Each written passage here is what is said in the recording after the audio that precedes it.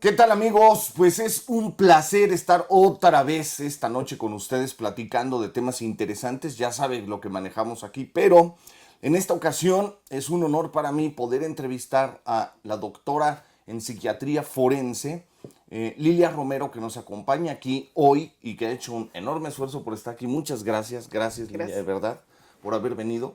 Me interesa muchísimo a lo que te dedicas, se me hace fantástico, porque han de saber que ella no es psiquiatra de consultorio donde receta los medicamentos, se dedica a otra línea.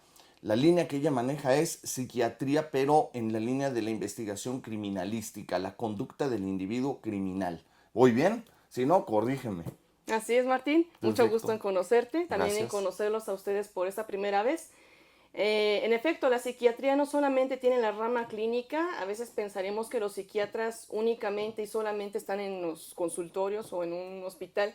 No siempre es así. En mi caso, yo sí estudié psiquiatría general y después me fui dando cuenta que yo era buena para evaluar a personas que habían cometido algún delito o Ok. que posiblemente estaban en etapa de investigación si es que en verdad habían cometido un delito.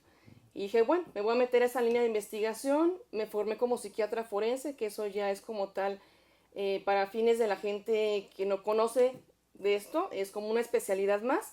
Para gente que sí conoce del área de cómo se desarrollan los posgrados en medicina, es un curso de alta especialidad en psiquiatría legal.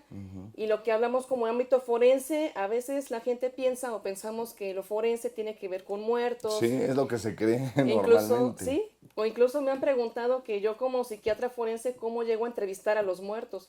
Y esto no es de entrevistar a un Sí, es muerto, no es cierto, de que exacto. estoy al lado del muerto y lo estoy entrevistando. No, la entrevista con usos forenses quiere decir que en algún momento yo puedo funcionar como auxiliar en la justicia y frente a un juzgado, una audiencia, que es el término forense, que viene de forum, del griego, que significa audiencia, es poder determinar y poder sustentar lo que estoy determinando frente a una audiencia, frente a un foro, y eso es el ámbito forense. Cierto. Y forense que es legal, ¿no? Que estás Ajá, autorizada por la ley para este tipo de cosas. ajá, Bien. eso es cierto. Uno se capacita y uno frente a un juzgador, a un juez y a una audiencia que es un juzgado, hay que acreditarse como testigo experto o como perito. El ser perito es ser un experto en una determinada área del conocimiento, en este caso es en psiquiatría. Perfecto. Y bueno, pues esto para mí es fantástico, porque entonces me gustaría hacer una primera pregunta. ¿Sí? ¿Existe realmente una distancia importante, bien marcada, una diferencia entre el individuo, vamos a decir, de conducta promedio al individuo de conducta criminal? Si hablamos del individuo promedio, hay toda una variedad de individuos promedios, no todos somos iguales. Hay ciertos factores o hay ciertas características de personalidad principalmente que pueden ayudar a que esa persona cometa un delito si es que las circunstancias y la motivación de la conducta orientada hacia la conducta criminal se pueda dar. Porque a veces pensamos que la conducta criminal a veces y únicamente está orientada al estudio de la misma persona y no. Es estudiar a la persona, su contexto, es decir, qué lo rodea y finalmente qué motiva a la persona para cometer X o Y delito. Exacto. Entonces, a ver, ahí, por ejemplo, si motiva a una persona para quitar que eso ya es delito, pero todos los individuos somos diferentes, todos. Pero como que, ¿a qué atribuyes tú, básicamente, que un individuo pueda tener los alcances para cometer un crimen? Pero vamos a especificar el crimen, ¿no? Hay de crímenes a crímenes. Pudiéramos hablar de un delito, si le podemos llamar menos que menor, ¿no? Pero ya podría ser un delito el atreverme a llevarme la tarjeta de crédito de mi padre y usarla sin permiso y tratar de ocultar el cobro, etcétera, etcétera. Podríamos ya hablar ahí de una primera desviación, un primer inicio, un rebasar un límite. ¿Cómo lo ves tú desde la psiquiatría Ajá, de la onda criminal? sí. Como determiné anteriormente, hay rasgos de personalidad. Hay personas más culposas y hay personas que casi el componente de culpa es casi inexistente o en algunos otros más extremos el componente de culpa es Ok, totalmente nulo. no sienten culpa. Hay unos que no sienten culpa Ok. y eso es una de las partes o características de los rasgos psicopáticos. A veces nos preguntamos qué es la psicopatía o quién es el psicópata. Exacto. El psicópata no tiene un componente de culpa, remordimiento. Es muy frecuente que vuelvan a reincidir en la conducta por la misma falta de remordimiento. Entonces, si yo estoy evaluando a una persona que es muy culposa, que se siente criticada por los demás, que es muy influenciable, obviamente la característica o más bien la frecuencia con la que podría cometer algunos delitos pues es más baja. A que si nos vamos a lo contrario con personas que sean manipuladoras, mentirosas, irresponsables, que se justifican de sus actos, es decir, ellos tienen la culpa pero lamentan la responsabilidad de alguien más, el componente de culpa es muy bajo, el riesgo de reincidencia, de volver a cometer una conducta violenta y que esté dentro de un marco legal catalogada como un delito va a ser mucho más alto. Okay. Eso es importante, pero también tengo que valorar esa persona, dónde se mueve, en qué contexto, incluyendo el contexto social. Si esa persona es diferente, si yo le evalúo únicamente a esta persona y solamente por él delinquió, únicamente él, a que si tengo una persona que delinque en dos, en pareja, o una persona que delinque con tres o más, que ya sería una asociación delictuosa. Okay. Incluso la motivación llega a cambiar. Y evaluamos, por ejemplo, una persona dentro de un grupo delincuencial, el grado jerárquico. No es lo mismo que esté hasta abajo de todas las jerarquías de ese grupo delincuencial, a que me diga, ¿sabes qué es la cabeza? O se introdujo en el grupo delincuencial y fue creciendo muy rápido dentro de ese grupo. Ok. A ver, y entonces, sí, ¿dónde? Porque lo que me interesa mucho, por ejemplo, en el programa, es que la gente pueda encender a tiempo un foco rojo en la educación de los hijos para determinar o detener, prevenir, y si no, tratar de enderezar a la persona que ya trae una tendencia psicopática, ¿no?, hacia la delincuencia. Ese foco rojo entonces sería ver que no siente culpa. Es uno de los focos Uno. rojos. Uno. Si hablamos de los más chiquitos, los niños y también adolescentes, focos rojos. A veces hay niños que tienen sus 3, 4, 5 años o incluso más y hacen berrinches. Los berrinches o rabietas sí son muy frecuentes y se ubica que el niño claramente manipula con los berrinches. Es diferente cómo le hace berrinche a mamá, papá, la abuelita, la tía. Ese niño que no respeta normas, pero no solamente dentro de la casa, sino ya incluso afuera de la casa, en la escuela te rompe reglas, no le importan las figuras de autoridad, que son los papás o los maestros, ya lleva algunos instrumentos o pequeñas armas a la escuela y empieza, como se dice vulgarmente en nuestra área del estudio de la conducta criminal, empieza a terrorear con los cuchillos o con algún cúter, la navajita, y empieza a terrorear a los demás niños, empieza a iniciar luchas o lo que son pequeños enfrentamientos entre los niños, empieza a salir de las clases y entre otros aspectos, eso es un foco rojo. ¿Qué hacer? A veces creemos que llevas a ese niño con el especialista y el problema es el niño. Ya cuando se evalúa a este menor de edad, ubicamos que el problema no es el niño, es la crianza de los papás hacia el niño o hacia el adolescente. Y a veces los papás no ubican que ellos son el problema. O sea, que no ponen reglas, no ponen límites o son demasiado laxos en el tema de la crianza. Aquí hay que recalcar que una buena crianza ni es muy rígida, pero tampoco es muy laxa. Exacto, sí. Entonces, si al niño no se le ponen reglas y que si se rompe esa regla hay consecuencias y que la consecuencia se cumpla, o sea, los pequeños castigos. Y que le duela la consecuencia. Sí, que sea una consecuencia tangible, que el niño lo sienta que es real y que se cumple a tiempo. O sea, si te quito un muñeco, un peluche que te gusta por 2 días, van a ser 2 días. No que me manipules, que ya te vas a portar bien, que me sonríes y que ya muy hacendosito para hacer la tarea y por eso le voy a dar el peluche antes. No, es cumplir los castigos a tiempo. Okay. Si Bien. eso se hace de forma temprana, lo que son estas características de personalidad que van en contra de las reglas se puede controlar un poco. Hay que hacerle ver a los papás que si eso no se controla a tiempo, ya más adelante cuando ya un adolescente tenga 14, 15, 16 años, ¿qué es lo que se puede hacer? Pues ya es muy poco lo que se puede hacer, ya cuando es un adolescente, ya tiene se las llaves formó, de la ¿no? casa, y es muy común. Ya consume sustancias, ya se va de la casa, nada más avisa que no va a llegar, o ni siquiera avisa que no va a llegar, y ya cómo se le va a controlar de una forma mucho más, digamos, orientada hacia encaminar una buena conducta, es más difícil. Entonces ya a los papás hay que explicarles, son conductas de riesgo, que el menor de edad puede parecer que no siente culpa, es una. La otra, que el niño empieza a maltratar animales, pero hay que diferenciar si lo hace para llamar la atención, como diciendo, papá, mamá, veme porque no me pelas, o la otra, el niño disfruta maltratar animales, que es algo diferente. Sí, claro. O preguntar, ¿alguien más en la casa maltrata animales? Y el niño lo está observando, lo está aprendiendo y lo está reproduciendo. Y esa es otra a descartar. Ok. Sí, son tres entonces. La imitación, simple, el llamar la atención, Ajá. pero cuando ya encuentra placer en torturar. Eso ya es de más llamar la atención. O Ok, sea, ¿por qué le causa placer? Y ese placer va a hacer que lo vuelva a hacer. exacto. Hay un circuito de recompensa a nivel cerebral que tiene que ver con el círculo del placer. Entonces, si siente placer, la probabilidad de que lo vuelva a realizar para sentir placer es muy alta. Qué bueno que mencionas eso, porque estaba hablando yo con un grupo, esto del circuito de recompensa, es adicción.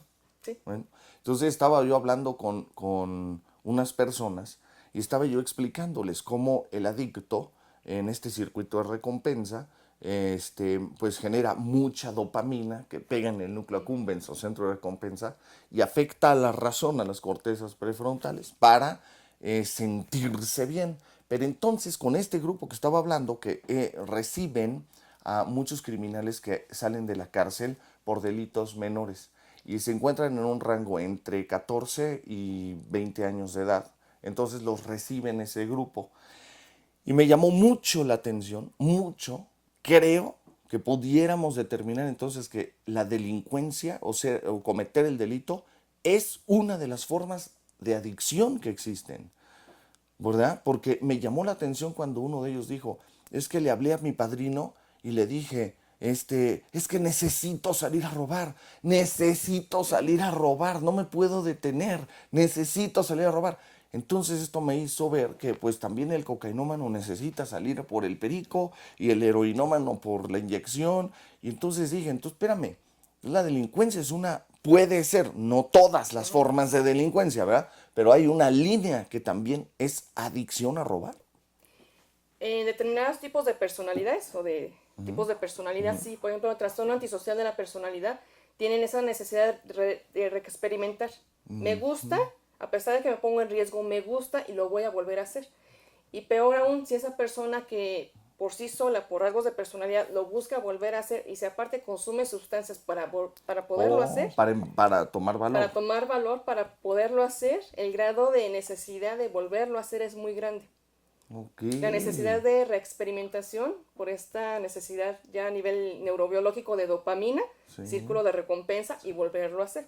Pero si se conjunta con el consumo de sustancias, obviamente la necesidad es más grande. Ok. Hay personas que te dicen igual y no es la necesidad mía de volver a delinquir por placer, pero es por necesidad. Y aquí la motivación de la conducta criminal ya cambia. Por eso uno de los aspectos que nosotros valoramos en la etapa de investigación de la conducta criminal es por qué lo haces. O lo haces por necesidad de reexperimentar placer, el control y el poder, o es la necesidad de la venganza, que es otra forma de control y poder, pero más hacia beneficio propio, de me vengué. Y la otra forma, pues es una necesidad que no tiene que ver con la anterior, sino puede ser una necesidad económica o de ingresarse dentro de un grupo, la aceptación de un grupo y otras diversas. Oh, entonces, en una enorme cantidad de variantes pudiéramos decirle desviaciones psicológicas lo que lleva al individuo a delinquir. Y no necesariamente entonces la formación desde la infancia. No necesariamente. Okay. Hay condiciones que sí, el niño va aprendiendo y reproduce, pero hay veces que el niño puede llevar una adecuada crianza en la infancia, la adolescencia, que el niño ya va saliendo o el adolescente ya va saliendo, va conociendo más gente y en ese conocimiento ya del mundo más exterior que no tiene que ver con el núcleo familiar, puede tener acceso, sí, tal vez al consumo de sustancias de forma experimental, pero ya de ahí depende lo que siga más adelante. Okay. La educación, ya fuera Sí. de casa y demás, otros factores. Un niño sándwich que no ha recibido suficiente atención y que el hermano mayor, el primogénito, lo ha ensombrecido toda la vida y él ha querido destacar y a lo mejor el grupo criminal sí lo acoge y le da ese nivel de importancia, pues se va con todo, ¿no? Sí, eso en criminología recibe un nombre, se llama sentido de pertenencia. Ok. El adolescente, sí. como no pertenece o siente que no pertenece en casa, Ajá. se va a un núcleo o lo jalan a un núcleo social juvenil, donde sí tiene un nombre, donde tú importas, aunque sea para consumir, pero te dan lugar para consumir, tú importas tu sustancia, cómo te sientes, o te toca hacer esto, cualquier orden, pero se sienten que son tomados en cuenta. Y por eso muchos adolescentes se incluyen en, digamos, en pandillas, pero no hay que catalogar que todas las pandillas son delincuenciales. Sí, exacto. Hay pandillas juveniles en donde solamente tomamos el refresco o la cerveza fuera de tu casa y estamos observando quién pasa. Y esa es una pandilla juvenil. Pero ya pandillas delincuenciales no solamente se da por oportunidad el llegar a cometer algún delito, como sería robo, robo simple, o a veces robo con violencia, o a casa habitación, sino ya es más elaborado, digamos, la dinámica delictiva, aunque sean adolescentes. Ok, más elaborado. Sí, es más elaborado. Un ejemplo. Un ejemplo, ya como son grupos, pues siempre va a haber la jerarquía y también usualmente hay cierta metodología para incluirse en ese grupo. No es nada más que el Ok. adolescente diga, quiero pertenecer y ya, sino sí vas a pertenecer, pero tu primer prueba va a ser que te subas a ese microbús y que asaltes. O que Ajá. empieces a utilizar armas de fuego o armas blancas. Ok. Cada pandilla tiene sus, digamos, sus estándares de cómo debe entrar a uno a esa pandilla. ¿Qué porcentaje consideras en tu experiencia? No sé si existe una estadística o no. ¿Qué porcentaje de adolescentes termina en una pandilla delictiva o cometiendo algún acto delictivo? ¿Cómo qué porcentaje traeremos en México? En México sí depende mucho, ¿por qué? Porque no es lo mismo estar aquí en la Ciudad de México, a que me digas, tengo un adolescente que está en Puerto Vallarta o tengo un adolescente que está ya más así en la frontera Tijuana. Los porcentajes varían Ah, ok, bastante, por zona. son por zona y varía Ok. bastante. En sí una cifra exacta no No se hay. tiene, porque muchos adolescentes que se incluyen dentro de una pandilla delincuencial no llegan a estar directamente adentro de un sistema para un sistema de, digamos, de prevención y ya de tratamiento para adolescentes en conflicto con la ley. O sea, muchos no llegan a estar internados dentro de estos sistemas. Ok. Entonces, realmente la estadística no es exacta y sí varía de acuerdo en dónde estamos en la República Mexicana. Ok. Bien, a ver, volviendo entonces al punto donde son varias desviaciones psicológicas las que forma esto. Entonces, sería casi casi imposible tratar de determinar tres estructuras básicas, o se puede. Uno sería la culpa, alguna otra estructura básica que se deba cuidar en el niño y adolescente. Sí, está el componente de culpa, también el grado de impulsividad. Ah, Hay que sí. entender una cosa, todos los adolescentes son impulsivos. Es parte del desarrollo neurobiológico que sean impulsivos. Pero si me dices, sí, es impulsivo, pero de un tiempo para acá, o igual combinado con el consumo de sustancias, es todavía más impulsivo, eso siempre va a ser de riesgo, sea en adolescentes o sea en adultos.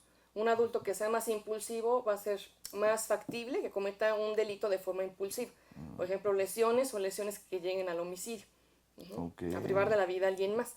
Y si hablamos de algún otro componente, sí está la culpa, está la impulsividad y tiene que ver contexto. ¿Qué me está rodeando este niño y este adolescente? Si está en una familia criminógena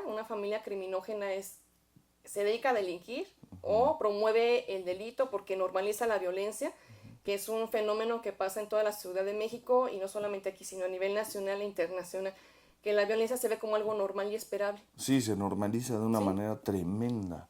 Para empezar con las películas de Ajá. Hollywood y demás, se va normalizando todo, Las ¿no? películas, la televisión y demás, y no hay esto de cuidar lo que los niños observan en, Exacto. desde las redes sociales hasta la televisión abierta, ¿no? Y televisión de paga. También está que se normaliza el consumo de sustancias. Entonces se normaliza el consumo de sustancias y ya tienes esta edad para empezar a consumir, vemos el fútbol y consumes y es normal. Y se empieza a normalizar varios aspectos que promueven el uso de la violencia. Ok. Entonces la violencia se aprende, se reproduce y si te juntas con gente que sepa violentar mejor, o uno o los demás empiezan a perfeccionar la forma en la cual violentan. Y es otro punto a considerar siempre dónde está envuelto ese niño Ok. o ese adolescente. Porque, como repito, a veces creemos que el problema es el niño o el adolescente que lo tengo aquí sentado y me dicen es que Sí, es muy violento, sí. es que se porta mal, no me Y hace no. caso, se viola las reglas. No, tengo que investigar con quién tiene mayor acercamiento, si es que lo tiene, o es un niño totalmente solitario, o encontró un sentido de pertenencia en un grupo que no es la familia. Ok. ¿Y qué está pasando en ese núcleo de pertenencia? Ok. En la experiencia que tienes, ¿existe alguna división donde pudiéramos pensar en mayor incidencia por clases? ¿Clase alta, media, baja? Clases sociales. Aquí hay varias teorías, tienen que ver con teorías ecológicas del delito, o sea, dónde está ubicada la persona que me está delinquiendo, si está ubicada dentro de un nivel socioeconómico muy bajo, bajo, intermedio, medio alto o alto. Generalmente las personas que tienen un nivel socioeconómico muy bajo van a delinquir muy cerca de donde ellos habitan. Ok. Y empiezan así, empiezan así. Pero si este niño o este adolescente que se va perfeccionando en el arte de delinquir, seguramente va a ir subiendo de nivel y va a llegar a niveles donde ya no solamente delinque en zonas muy bajas de nivel socioeconómico, sino va incrementando y se va yendo a nivel socioeconómico un poquito, sí bajo, pero más alto, hasta el intermedio, y puede ir incrementando el nivel. Hay veces que no, siempre hay algunos que se quedan en un nivel muy bajo, pero el delito cambia. No es lo mismo que me digas, ¿sabes qué? Este adolescente vive en un entorno de un nivel socioeconómico muy bajo y solamente hay robo con violencia, consumo de sustancias y que favorece el delito, a que me digas, tengo un niño, un adolescente que vive en un entorno socioeconómico demasiado alto y él está aprendiendo otra forma de delinquir. Sí puede robar, pero no roba con una motivación directamente de ganar dinero, sino básicamente la motivación es un estatus. Puede ser el Ok, estatus. bien. Y ya conforme va creciendo, obviamente también el tipo de delito cambia. Mientras en estratos socioeconómicos muy bajos sigue siendo el robo para, digamos, la factor económico, en un nivel mucho más alto económicamente hablando, no solamente va a generar tener más dinero, sino sí tengo más dinero, pero eso me genera más poder y me genera más estatus, lo que son delitos de cuello blanco. Ok, Lavado de dinero, ¿sí? Es ok, decir, se gana dinero, pero ya no solamente por necesidad, sino es un gusto y también de mostrar que hay un estatus y poder. bien. ¿En qué clase social consideras, si es que hay un mayor y menor porcentaje, que hay mayor cantidad de delincuencia? Por ejemplo, no sé, clase baja tal porcentaje, media tal porcentaje, alta tal porcentaje, ¿existe eso? Existe que si nos metemos a algún reclusorio o en centros de atención y tratamiento para adolescentes en conflicto con la ley, la mayoría de ellos provienen de un estatus socioeconómico demasiado bajo o nivel bajo, la mayoría de ellos. Ok, Y si nos vamos a reclusorios ya con adultos, es muy similar, pero también hay que determinar dónde estás estudiando. No es lo mismo que te vayas a reclusorio sur a que te vas a reclusorio oriente. El perfil varía un poquito. Pero a nivel ya general, a nivel nacional, sí tenemos que la mayoría de las personas que están privadas de su libertad, sean menores de edad o ya adultos, la mayoría proviene de un estatus socioeconómico bajo. ok. Y el nivel académico también es bajo. Los encuentras en mayoría que terminaron la primaria y algunos la secundaria. Y ya allá adentro empiezan a estudiar, si es que ellos quieren, empiezan a estudiar y algunos terminan su licenciatura o incluso alguna otro posgrado. Pero sí es muy diferente encontrar personas como de un mayor estatus socioeconómico o incluso académico, es más raro. Entonces pudiéramos decir que a mayor clase social y mayor nivel académico, menor delincuencia. No. A veces escuchamos que la cárcel o los centros de reclusión están hechos para las personas que no tienen dinero, para los que son tontos, para no decir una grosería, Ajá. y finalmente porque te pusieron una prueba o te pusieron un problema ahí y estás colocado ahí como pagador. Te Ok. toca pagar algo que tú no hiciste. Ok. Y esa es una triste realidad aquí en México. En la mayoría de los centros de reclusión sí encuentras personas, o podemos encontrar personas que realmente no cometieron el delito, pero los pusieron. Y ahí están, pagando Ya. lo que no deben de pagar. Ok.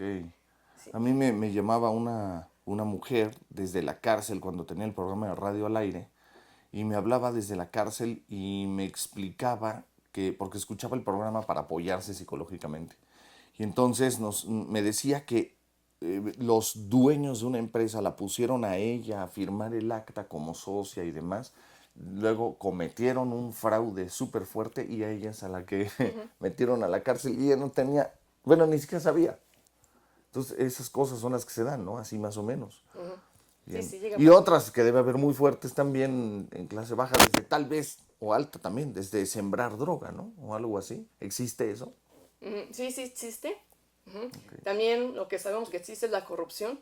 Entonces, hay veces, y te vas a topar con esto de que si una persona posiblemente cometió un delito y llega a ministerio público y se da un poco de dinero, la persona se puede zafar del proceso de investigación. Esto es algo que casi no se sabe, o sí se sabe dependiendo del ámbito donde uno se mueva. Sí. Pero son cosas que sí pasan. Ok. Entonces, como vuelvo a repetir, está el dicho de que solamente los pobres, los Sí. tontos y personas que te ponen, digamos, una puesta en escena para que uno esté cumpliendo una sentencia que no le corresponde cumplir. Ok. Bien. Pero entonces, decía yo hace un momento, a mayor nivel académico y más clase alta, menor delincuencia o los porcentajes van iguales en clase alta y cultura que en clase baja e Es, ignorancia. Ajá. Si nos vamos a literatura más vieja, Sí. o sea, literatura que ya es obsoleta, te van a decir no. La delincuencia siempre va a ser más frecuente en estatus socioeconómico bajo, siempre. Y no, esto ha cambiado porque a veces nos olvidamos que están estos delitos que tienen que ver con el uso del poder. Ah, ok. El poder de las jerarquías y el gusto Ok. por el poder.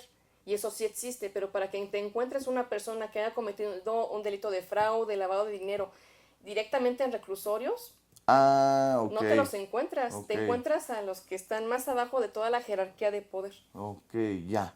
O sea, se salvan más Te fácilmente. salvan más fácil. Ya. Qué bárbaro, qué cosa. Y estas personas, a ver, por ejemplo, el delincuente de cuello blanco, al final del día fue el mismo proceso en el sentido de culpa, compulsividad, y decíamos Ajá, el contexto. ajá. Entonces, contexto, compulsividad y culpa. O sea, puede ser un niño que fue educado también con desviaciones, sin límites y demás, pero el tipo de delito va de acuerdo al estatus social en el que se mueve. En ocasiones sí. Ok. El tipo de delito. Y otra vez tiene que ver con la motivación. Aunque también en clase alta, por ejemplo, recuerdo aquel caso, no sé si te enteraste de una persona acá en una colonia muy rica que mató a sus propios abuelos, ¿no? Y los metió en una cisterna. ¿Sí supiste ese caso? Para quedarse con la herencia, ¿no? Ajá, Parte del dinero. exacto. Parte del dinero y porque todo lo detonó que no le quisieron comprar un Ferrari. Y al no quererle comprar el Ferrari, los mató, los metió a la cisterna y se quedó con todo, ¿no? Entonces, este individuo viene de una educación sin límites. Ajá, sin límites, donde hay poca tolerancia a la frustración. O sea, no me compran el Ferrari, me enojo. Y como me enojo viene la venganza. Y la venganza es no me lo quisiste comprar, pues ahí está el resultado. Y ya tengo el Con la beneficio. impulsividad. Con impulsividad. Bueno, habría que ver ahí cómo ya estuvo como tal la dinámica del delito ya de forma ya más específica. Ok. Pero que sí, posiblemente está el componente de impulsividad como parte de un rasgo de personalidad, sí. Ok. Pero también es peligrosa la persona que premedita. O sea, la persona que dice igual y no es ahorita, pero me espero, planifico, o sea, investigo cómo lo puedo hacer mejor, cómo puedo limpiar o quién me puede ayudar y qué hago con los Que cuerpos. ahí no es impulsividad, No, ya es premeditación. premeditación. Y eso sí está fuerte, ¿no? Ah, sí, hay Ay, personas que son altamente premeditadas. ok. Y a lo que voy es que hay personas que son muy impulsivas y digamos que la peligrosidad o el riesgo está en que es más fácil que cometan delitos de forma física, o sea, violencia física, y la persona que es más premeditada sí llega a cometer delitos de forma física, pero deja o no deja huellas, casi no deja huellas, Ok. o manda a alguien más para que lo haga, y todo lo que se viene después. Ok. O sea, no es de que te dejo el cuerpo ahí y ya, sino Sí. qué voy a hacer con el cuerpo, dónde lo voy a dejar, o si tengo una persona que me ayude. Ok. El grado de premeditación también te dice que tal vez el grado de inteligencia es más alto. Entre más premeditado sea y con mayor, digamos, una característica que sea muy puntual de todo lo que está pensando, posiblemente su inteligencia sea mayor. Hay ciertas reglas en criminología clínica. Una de ellas es que si el grado de inteligencia es mayor, posiblemente y probablemente sea más peligroso o de mayor riesgo si su componente de culpa es baja. Porque hay personas que son muy inteligentes pero son muy culposas. Pero no, si nos vamos a una persona que su componente de culpa es muy bajo y aparte es muy premeditado y tiene sed de venganza y de poder y de control, es de alta peligrosidad, que el término de peligrosidad ya es obsoleto, es de alto riesgo. Ok, es alto riesgo. Es alto riesgo. Entonces, la venganza no tiene que ver exactamente con una acción directa. En el caso de lo del Ferrari, pues sí, ¿no? Pero, por ejemplo, pudiéramos hablar entonces de una persona que tiene problemas, no sé, de vinculación social y se siente inferior tal vez en cierto grado y esto le genera frustración y trae como una venganza, pero no se sabe a ciencia cierta a qué o a dónde pudiera ser o no. Ahí sí habría que investigar caso por caso. Hay personas que pueden tener sí un sentimiento de inferioridad en comparación de los demás y para compensarlo es voy a demostrar que puedo ser más. O hay personas que dicen no, yo no soy inferior y te voy a demostrar que yo soy superior e incluso cuando tú los entrevistas ellos tienen aires de superioridad. Ok. Y lo que les gusta, bueno, no te lo dicen, pero tú ves o lo notas como entrevistado que les gusta, es de que les levantes el ego. O sea, que les digas, por ejemplo, lo que me está comentando es muy interesante, nunca había conocido a alguien como usted, bueno, sé otras personas parecidas, pero no a alguien como usted, jamás. Esas cosas hacen que lo eleves y les gusta y empiezan a hablar más, y te empiezan a Ok, contar más. wow. O sea que hay hasta un truco ahí psicológico para Sí, entrevistar a es un un truco, criminal. pero tienes que hacer como muy natural, Sí, sí, sí. porque si lo haces como muy, como robot, algunos de ellos sí como que conciben que eres falso, Ajá. y la inteligencia les da para percibir que lo que estás diciendo es como mero truco, ¿no? Pero Ok, ya premeditado para sacar información. Uno lo tiene que hacer como muy normal, sin escribir, cuéntame y me hago para atrás para ok, que me cuentes. sí. Vemos en la televisión, ¿no? Algunos programas de asesinos seriales en Estados Unidos, ¿no? Muy, muy, muy famosos y demás. ¿En México hay asesinos seriales? ¿O esto es de Estados Unidos, nada más? No, los asesinos seriales son a nivel mundial. Aquí en México también tenemos asesinos seriales. Lo que falla es la metodología de investigación a través de la criminalística. Criminalística le corresponde lo que es la reconstrucción de hechos, investigar el dónde, el cómo, a qué hora, diversas características del delito y reconstruir el delito. Entonces, a veces tenemos que los peritos en criminalística no se dan abasto con tanto trabajo. Investigar cada homicidio de una forma tan meticulosa y encontrar un modus operandi o una metodología de actuar para matar de forma similar en varios casos, y también encontrar la firma, que es algo que se mantiene constante a lo largo de cada homicidio ligado con la misma persona o el mismo actor o el mismo homicida. Eso es muy difícil de determinar aquí en México Ok. por la misma investigación. Pero hay una firma, digo, el Ajá. concepto, ¿no? Como hay una firma entonces. La firma es algo que se deja ya sea directamente en el cuerpo o en el lugar o en la zona de investigación en donde está la zona donde se encontró tal vez el Ok, cuerpo, el lugar de hallazgo o el lugar de hechos ya. o lugar de intervención, como le nombran los policías, primeros respondientes que llegan a investigar. Pero esto ya le corresponde más a criminalística y Ok, sí ligado con la investigación criminal, pero ya específicamente lo que tiene que ver con perfilación criminal. ok. La Mataviejitas fue una Sí. asesina serial, ¿no? Ajá. La Matavejita sí se catalogó como una asesina serial, sí, por el número de víctimas, pero también porque había una metodología. La metodología es cómo ella mataba. No era siempre igual, pero sí había similitudes. Y también desde cómo se elige a la víctima. No es nada más cómo ella mataba, sino cómo ella elegía a las víctimas. Que fueran mujeres, que vivieran solas, de preferencia en una casa, no que fueran departamentos, que Ok, saliera la mujer sola, ya sea a una tienda o al súper o al mercado, y que viniera sola. Esto que fuera sola es muy importante para que se disminuyera como esto de testigos del ok. hecho, o que viviera en casa y no en departamento para lo mismo, para que no hubiera testigos. Hay premeditación. Esto es premeditación. ¿Y el nivel de inteligencia ahí? ¿Cómo se También, observa? ajá. ¿Alto? También desde la premeditación. Ok, A ver, dices, elige mujeres, uno, elige mujeres solas, dos, elige mujeres que vivan en zonas determinadas, tres, elige mujeres que salgan constantemente de la casa y para poderlas interceptar. ¿Y dónde las interceptaba? Generalmente afuera de mercados o directamente en un parque. ok. Y ya, no, pues señora, le puedo ayudar con sus bolsas y le espero, oiga, soy enfermera, yo le puedo tomar la presión. ¿Usted toma algún medicamento? La seducción. A veces Ajá, pensamos que la seducción únicamente tiene que ver con un componente sexual, de ajá, seducir, sí. no. En el tema de investigación de conducta criminal, la seducción es crear un ambiente de confianza para que creas en mí y que yo soy alguien confiable. Wow, wow. No sé si sabes, Mike Tyson, el boxeador, en una entrevista, antes de boxeador, era delincuente. Y él habla de este proceso de seducción, donde él llegaba con una gran sonrisa y que generaba tanta confianza que la gente le respondía súper bien y ya que había ese momento de confianza, entonces cometía el delito. Pero que dice que él disfrutaba tanto ese momento que no podía dejarlo de hacer, ¿no? Hasta que Sí, entró al rollo del box. el disfrute de generar un ambiente de confianza viene por el poder. O sea, te estoy englobando en un ambiente de confianza y siento yo que tengo el poder. Tengo Ok. el poder sobre ti. El poder no siempre es el poder físico, o sea, de lesiones o Sí. homicidio o de poder sobre una violencia sexual. No, el poder también tiene que ver con manipularte. Si yo me pongo en el caso de él, si yo te manipulo, yo me siento bien, porque tú estás haciendo o tú estás por hacer lo que yo quiero que hagas. Ok. Y eso pasó con la Mataviejitas. En parte con sus Y víctimas, desde sí. niños entonces puede venir esta estructura psicológica, ¿no? Sí.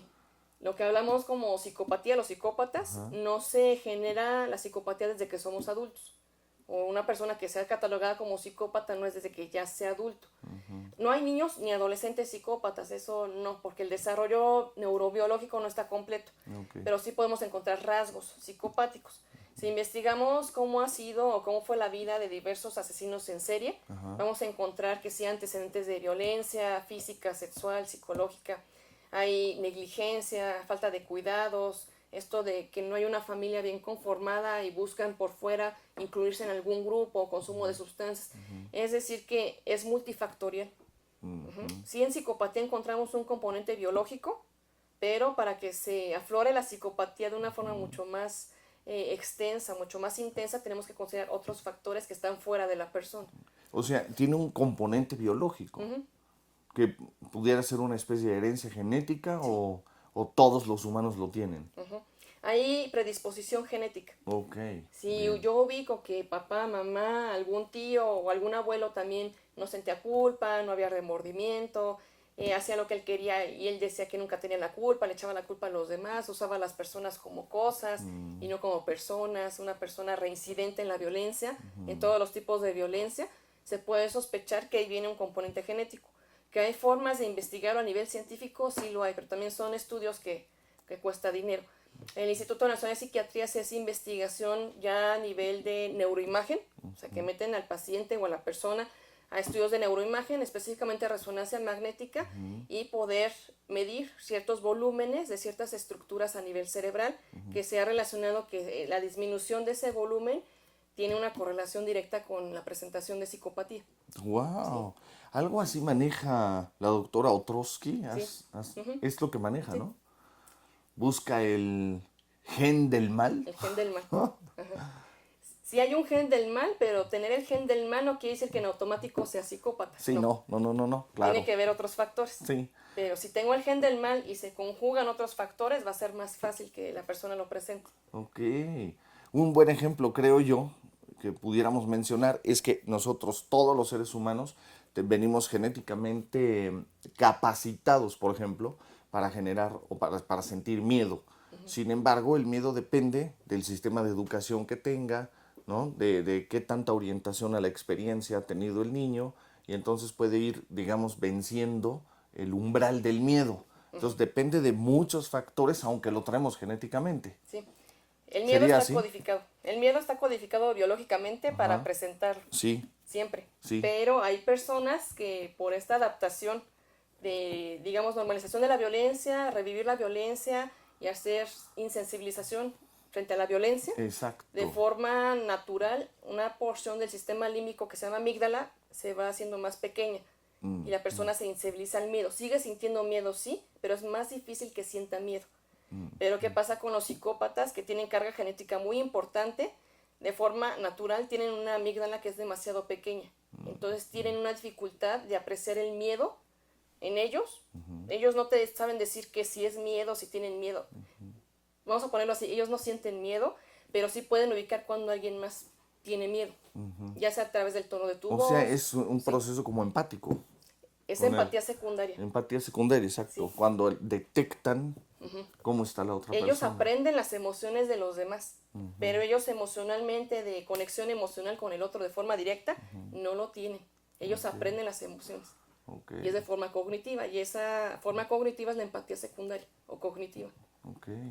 Y ahí, por ejemplo, ¿qué procede? ¿Es tratamiento psiquiátrico o una terapia de desarrollo de empatía o sensación de culpa o cómo? Sí, esa pregunta es algo muy frecuente, que si el psicópata tiene cura, la respuesta es no. No hay tratamiento psiquiátrico que tú le des y de repente la persona diga ya siento culpa, ya siento lo que Sí, no, hice. imposible eso, sí, no. Psiquiátricamente a través de medicamento no lo hay.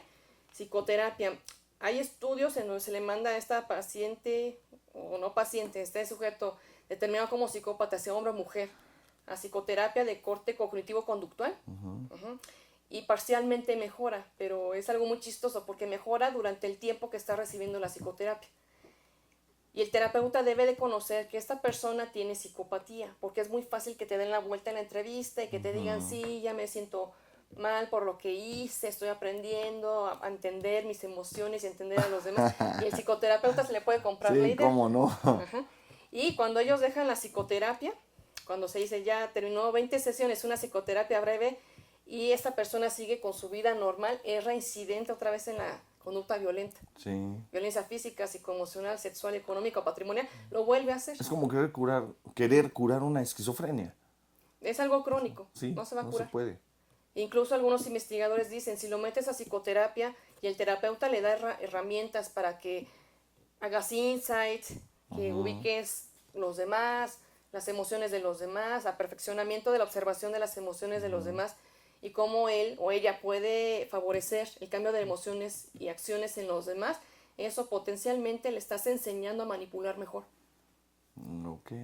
¿Y qué hay, no sabes tú de estas terapias génicas? No sé si han avanzado o no. Hice una investigación hace algunos años, pero apenas estaba en inicios. ¿No se ha logrado algo? Actualmente en tema de psicopatía no. Ok. Ajá. Algunos especialistas recomiendan, bueno, no se cura la psicopatía, ¿qué vas a hacer con él? A medidas preventivas, por ejemplo, de reclusorios, es pues mantengo un tiempo más extenso dentro del reclusorio como forma preventiva. Pero ¿qué pasa saliendo? Lo puedes meter sí a una psicoterapia, pero que sea de apoyo.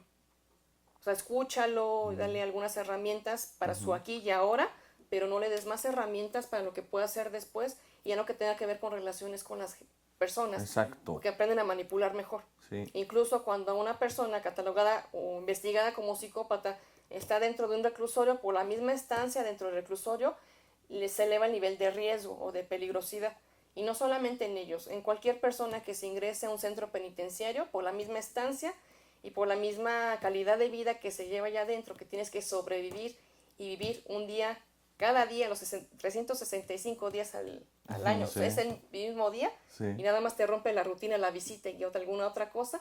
Sí se recomienda que, bueno, los tengas en vigilancia. Pero son tan manipuladores que pasan como la persona privada de su libertad, que sea promedio o que sea muy, muy buena. Por ejemplo, que te pide meterse a las actividades. Si hay psicólogo, quiere ir con el psicólogo. Si hay terapia en adicciones, quiere ir a terapia de adicciones. Si ya es la época de, por ejemplo, de pastorelas y demás, quiere meterse en la pastorela. Y pasas por ahí, te saluda, ¿no? Para reafirmar y que tú veas que se está reinsertando dentro de la sociedad. ¡Wow! ¡Qué fuerte! ¿Toda psicopatía es sinónimo de mal? ¿O hay psicópatas que tienen una tendencia positiva, por ejemplo? Hay psicópatas que no llegan a pisar reclusorios, que violentan de alguna forma, pero a veces no se les cataloga como psicópatas. Psicopatía, digámoslo así, como funciona. Funciona, tiene su familia, es mamá, es papá, tiene sus hijos, ya. Pero hay psicópatas que sí van a delinquir. Hay autores que te dicen, el psicópata es necesario que lo metas dentro de una empresa o es necesario que lo metas dentro de una compañía para que te la eleve, porque les gusta mucho el poder y el control. Entonces, para algunos puestos donde se requiere a nivel gerencial que la persona le guste el poder, tener un control sobre la gente y jalar para arriba, y el éxito, desde su punto de vista que es el éxito, te va a levantar la empresa. Pero es de riesgo cuánto tiempo lo dejas allá arriba en el éxito. Porque sí te la va a levantar, pero en algún momento va a empezar a violentar a los demás abajo. Igual la violencia no es física, pero es violencia psicológica. Tú no sirves, eres bueno para nada, te estoy dando responsabilidades y no me das números. ¿Cuántos jefes hay psicópatas entonces? Los jefes. Pues además suena bastante lógico, ¿no? A ver, ¿quién va a crecer más rápido? ¿Un psicópata o un promedio? El psicópata crece más rápido. Dentro de la empresa. Y no está delinquiendo, ni se está drogando. Si lo dejas más tiempo arriba, seguramente va a empezar a delinquir. Como ¿Sí? tal. O sea, la psicopatía siempre va a tener la tendencia Sí, la tendencia, sí. a delinquir. Siempre. Siempre. Ok, con razón, es verdad. Acaban robando, acaban metiendo Sí, muchos. lo que es robo, un a buen pesar de que sea porcentaje. robo hormiga, o desaparecer facturas, cosas así, o tener nexos con el contador de la empresa, ¿sabes qué? Te doy una lana, te doy un dinero y empieza a desviar recursos, aunque sean 1,000 pesos al mes, y empiezan con 1,000 pesos al mes y luego ya son 3,000, luego 5,000, y ya en empresas a nivel ya transnacional perder 3,000 pesos al mes es nada, Sí. pero van incrementando el número. Sí, sí. Oye, entonces los gobernadores son psicópatas. Se ha estudiado cuántos psicópatas tenemos a nivel gobierno, bueno, a nivel gobierno, a nivel jerárquico alto. Si tú juntas 100 personas que estén dentro de la religión, líderes religiosos, líderes en empresas, no lo que se llama un líder en la empresa, no, sino aquellos que tienen nivel gerencial Sí. alto en empresas, también a nivel corporativo, todo lo que sea empresas, nivel corporativo, nivel religioso y también de política, 100 personas las juntas y cerca de 5 de ellos pueden ser psicópatas, pueden. ¿Quién lo puede diagnosticar? Tiene que ser un especialista tanto en Sí. psicología como en psiquiatría. 5 de cada 100. Sí. Ok. Aunque hay actos que casi te están gritando. O la pregunta es esa. Sabemos de estos gobernadores que se llevaron no 5,000 millones, no, sino 40 y tantos mil millones. O sea, para rebasar todo eso, porque digo, dicho así abiertamente, ¿no? Aquí podemos hablar como sea. A ver, te llevas 10,000 millones, a lo mejor no lo notan, pero te llevas 46,000, o sea, todo el mundo se va a dar cuenta. ¿No lo midió? Ah, ¿No lo midió? hay un libro ¿No de... lo cuidó? Sí, hay un libro de un especialista en psicopatía que se llama Robert Hare y el libro se llama Sin Conciencia. Ajá, Es esto, exacto. ellos ubican que sí hay consecuencias, ellos ubican que sí hay, o sea, qué va a pasar después, pero no miden. O sea, sí lo saben, pero no tienen esa conciencia de No hay haber... conciencia. No hay conciencia. Hay un saber, pero no hay una Hay un saber, pero no hay conciencia. conciencia. Sí, perfecto. A ver cuántas personas te estás lastimando en forma económica y patrimonial por todo el dinero que te llevas, o hasta en salud, por todo el dinero que te llevas, y mientras ellos ganen, no hay problema. Incluso en las entrevistas, como es 1 a 1, Sí. parte de las entrevistas con ellos es de que te dan la vuelta muy fácil en la entrevista. Entonces tú estás preguntando algo y de repente te preguntan algo a ti. Y si tú les dices, no me puede preguntar algo porque yo soy la autoridad ahorita, yo le estoy generando la entrevista y demás, se cierran. O, Ya no. pues ya no me interesa, ¿no? Pero si tú empiezas a brindar información, o sea, que ellos también ganen algo, Ok, y a veces te preguntan, yo con esta entrevista, ¿qué voy a ganar? ok. No, pues que yo te conozca mejor y tal vez, pues, algo, ¿no? Pero que tiene que ver con ganar. Mm, Sí. qué bárbaro. Pero entonces sí, porque hay gente que no entiende bien la diferencia entre saber, pero no tener conciencia. Entonces, para un ejemplo, para nuestro auditorio es muy sencillo. ¿Cuánta gente hay que sabe que lo que está comiendo le hace daño, ¿no? Pero no tiene la conciencia de que le daña y se lo come? ¿No? Sabe que esto no es, ¿no? La pizza no es, esto no es, pero me la como, punto, no hay conciencia de lo que va a pasar. O el fumador, Es la irresponsabilidad. exacto. Entonces aquí va igual, pero hacia la delincuencia de un psicópata. Ujú. Sí, siempre el psicópata cuando delinque busca el poder. Ok, Ya sea el poder de generar más dinero, o el poder de estoy generando dinero para un estatus, a través de lo que tengo y demás, o ser admirado por los demás. Les gusta mucho ser admirados por los demás. Por eso las entrevistas les gusta que los admires. ok, bien. Entonces, manejando el mismo tema hacia narcotraficantes, el Chapo Guzmán, por ejemplo, es psicópata, Tiene rasgos. rasgos. No podremos determinar si no lo entrevistamos personalmente y Va. evaluamos otras características. Ok, va. Con el material que tenemos podemos decir que tiene rasgos de gusto por el poder, le gusta estar dentro de la jerarquía en lo más alto, y finalmente tiene un sinfín de personas laborando para él. Y Ahí esto están los rasgos. son rasgos. Y esto de para la gente, para mi pueblo, pongo iglesias y que la gente tenga trabajo. Y esto lo que está ganando son esto, que sean gente que se una para decir que él es bueno, aliados. Una característica del psicópata ya a nivel empresa o a nivel que tiene mucha gente a su alrededor es ganar aliados. El psicópata tiene la facilidad de ubicar quién es como un igual, o sea, como un igual, como un depredador como yo, casi un igual, Ok. y no te manipulo, trato de no manipularte ni de tocarte, pero si ubico quiénes son los conejillos de indias, o gente muy vulnerable, muy manipulable, te los manipula primero. Y así gana gente de la cual pueda prescindir cuando él esté algo, por ejemplo, aprobación social y demás. Y a los que son como un depredador, como un igual, los manipula hasta el último. Oye, pero me estás describiendo a las empresas. ¿Sí? O sea, me estás describiendo niveles de dirección de empresas. También está la psicopatía que es aprendida. No todo el psicópata nació ya con carga genética. Hay psicópatas que se van adaptando o hay personas que se van adaptando y llegan a funcionar como psicópatas, porque lo van aprendiendo y se van adaptando, Ok, que es psicopatía secundaria. ya. Entonces, aquí habría que dejar muy claro que aun y cuando el psicópata pudiera venir con el gen del mal, vamos a decirle así, ¿no? Con una herencia genética, no es ley o sentencia que se va a detonar si no encuentra el medio de propagación para detonar la psicopatía. Esto tiene que ver con la educación y el cuidado de los padres con estos focos rojos, ¿no? De poner límite siempre. El contexto, o sea, con quién se va a relacionar, con quién se junta, ¿no? Para ver si aprende a aullar o no. No, dime con quién te juntas y te diré quién eres, ¿no? El famoso dicho. Y los cuidados con su impulsividad, ¿no? Ok. Un niño impulsivo, danos un ejemplo.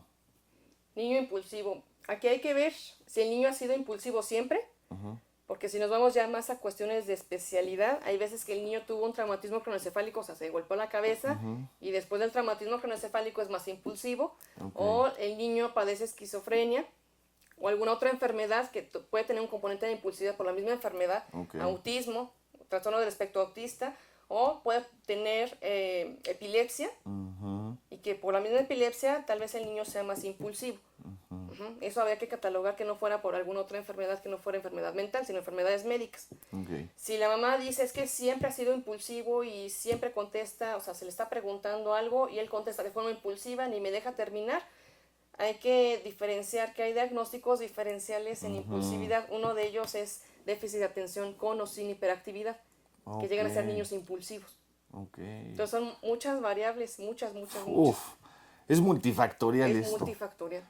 Por eso yo decía en una plática que estaba dando que cómo se educa a los niños, ¿no? Y dice, no sé, les dije a la gente, no sé, yo sé cómo educar a este niño que estoy conociendo y sé por dónde va.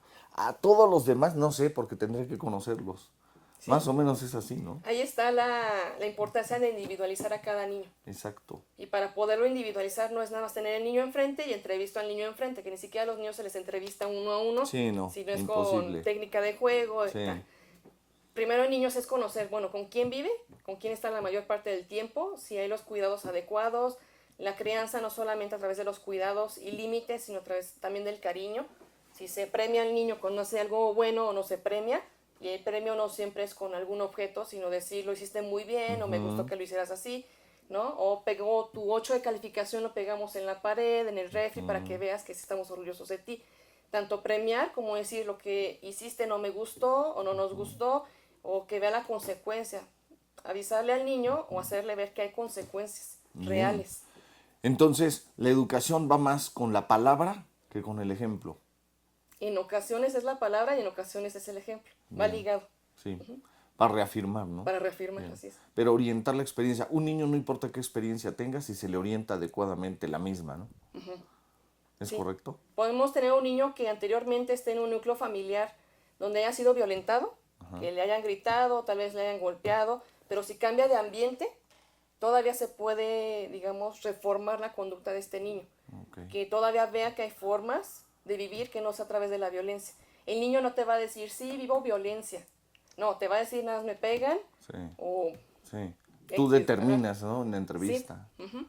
Entonces, sí se puede reubicar y se puede reformar a este niño, pero cuando son chiquitos, ya cuando tienes un adolescente de 17 años, ya no se puede hacer mucho. Bien. Lilia, para ir cerrando hoy, ¿qué límite en edad pudiéramos decir tiene la gente que nos está viendo? Tienen desde que nace hasta qué edad para poder hacer algo con el hijo.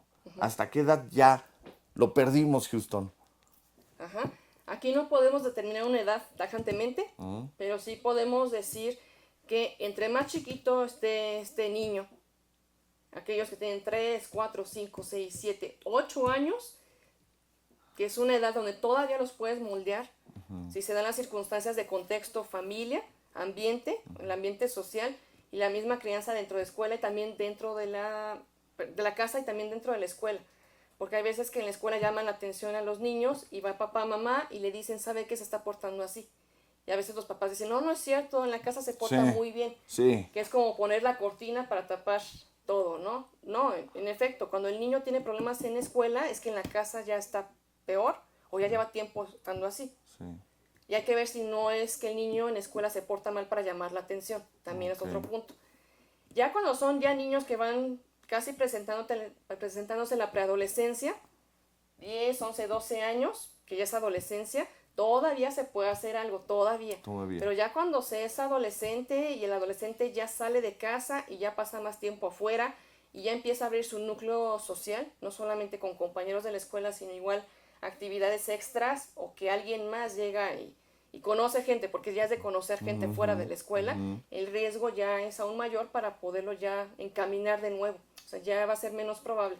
No es de que no se pueda, sí se puede, pero sí es mucha comunicación con los hijos. Bastante difícil, ¿eh? Y es ya bastante difícil con un adolescente por sí solo, casi siempre se niega a comunicar ya, por la misma etapa de adolescencia. Si es que antes nunca se fomentó de la comunicación y a los 15 años quieres fomentar comunicación, ya es bastante complicado. Ok.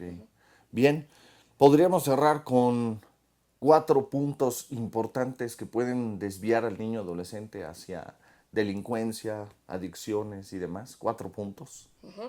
4 puntos, uno muy importante, la falta de afecto, la Ok. falta de cariño. Cariño no es te pago la colegiatura o te pago tu uniforme o te pago eso y ya eso es cariño. No, el cariño se demuestra, sí con la palabra, pero también con hechos. Por ejemplo, el dar un abrazo, eso es fomentar también el cariño. El decir lo hiciste muy bien es fomentar cariño. El decir estoy orgulloso, estoy orgullosa de ti, eso es fomentar cariño. Un ambiente carente de cariño va a hacer que más adelante este niño o adolescente busque otro lugar donde sí le fomenten cariño. Cariño. Entonces, eso es importante. El segundo es la crianza. Mencioné hace rato que la crianza no tiene que ser ni muy rígida ni muy laxa. Ajá. Eso, ¿cómo te pueden orientar para criar a tus hijos? Dicen que nadie sabe o nadie nace con un manual para orientar y criar hijos, pero sí poder escuchar desde la escuela, si te dan un curso, un taller de cómo fomentar la buena crianza, o escuchas algunos de estos programas para cómo fomentar la buena crianza, es esto, que le enseñes al niño que hay reglas que se deben de cumplir y también responsabilidades. Obviamente la responsabilidad va de acuerdo a qué edad tiene el niño. Claro. No es de que tiene 3 años y ya quieres que tienda la cama, no. Un niño de 5 años, de 6 años, ya le puedes decir, bueno, ayúdame a llevar tu ropa sucia a donde está el cesto de la ropa sucia. O llévame tu plato o tu vasito a donde se lavan los trastes. Y ya eso es una responsabilidad. Se recomienda que se haga un papel bond o una cartulina.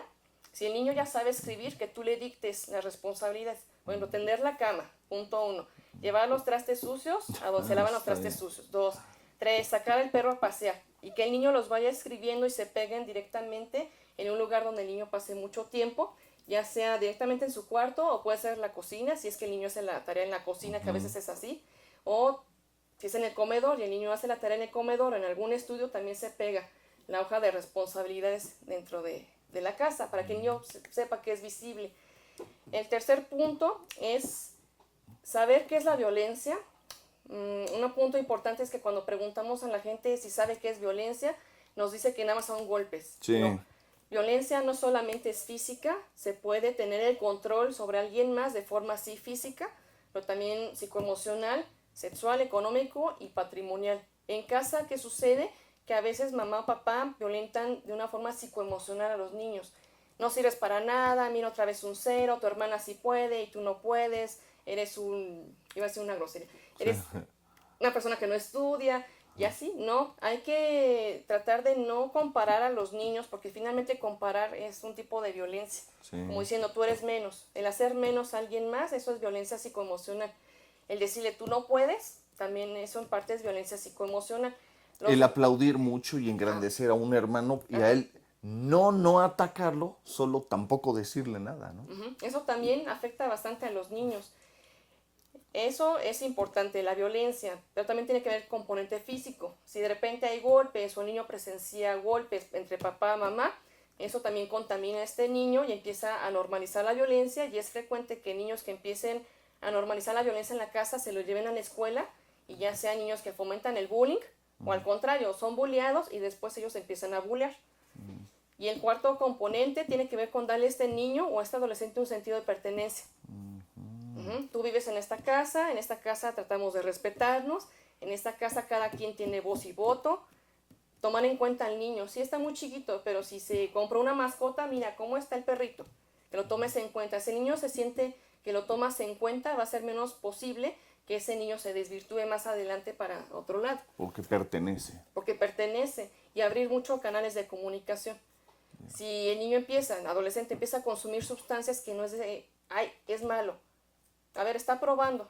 Si uno lo toma como que está probando, pero te digo las consecuencias de lo que estás haciendo y consecuencias y que me las puedes compartir sin que yo te ataque y te eche de la casa, eso es fomentar comunicación. Exacto. O con las niñas, ¿no? O adolescentes. Y no me vayas a salir embarazada, ¿eh? No, es mejor te enseño qué metodología hay para que no te embaraces y si llega a pasar algo que me lo puedas contar.